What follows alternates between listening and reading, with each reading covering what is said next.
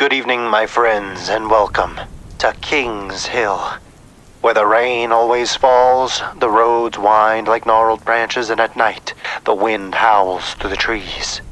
And sometimes, if you listen closely, the trees howl back.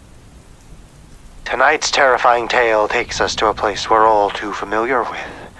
A late-night return home, a sweet pet, a leaky faucet, and the dark.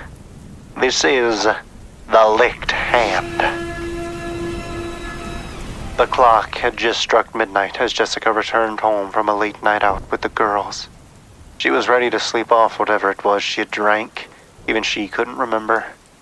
She didn't usually let herself get this far down a bottle, but with finals over, she finally felt she was able to wind down. Jessica stumbled into her tiny one-bedroom apartment and was greeted by the light of her life, Sally, a small black lab that she'd rescued just before the start of the semester. She gave the dog a warm hug and was licked half to death for her troubles. She flicked on the television, an old box she'd had since she was a girl.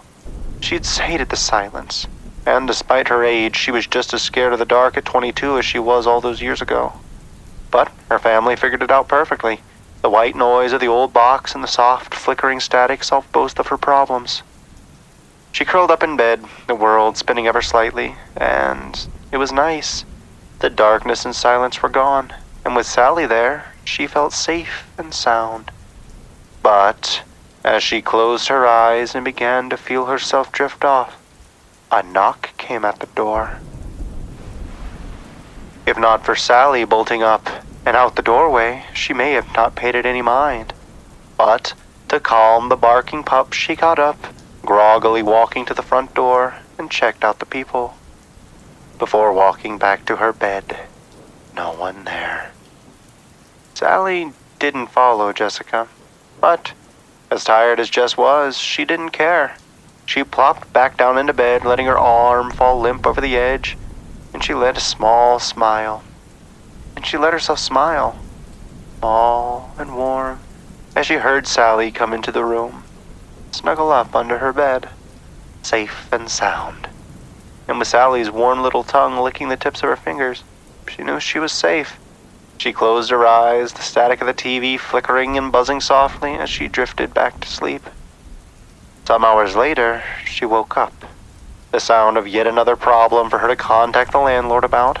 A leaky faucet dripping in her bathroom.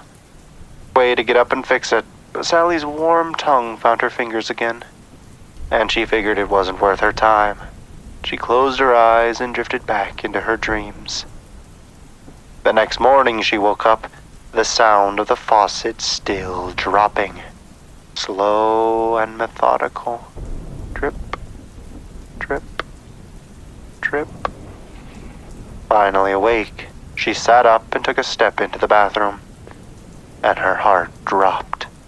Hanging from the shower rod was Sally. A rope wrapped around the dog's neck, blood matted into her fur. She rushed over to the dog, unwrapping the rope, hoping there was time. But Sally was cold, and the blood had mostly dried. And then she saw it, in blood, scrawled just out of view, or words that would haunt her. Humans can lick too.